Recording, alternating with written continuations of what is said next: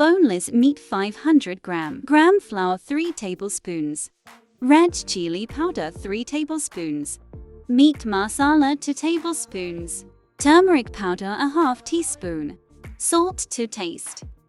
Ginger garlic paste 1 tablespoon. Yogurt 3 tablespoons. Cornflour 3 tablespoons. Lemon juice 1 tablespoon. Red food color a quarter teaspoon. Coat it well and marinate for 8 hours.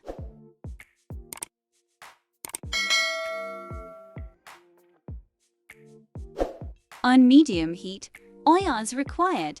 Add marinade meat pieces and fry until it's cooked and turn crispy. Stir in between. Once done, remove from the oil.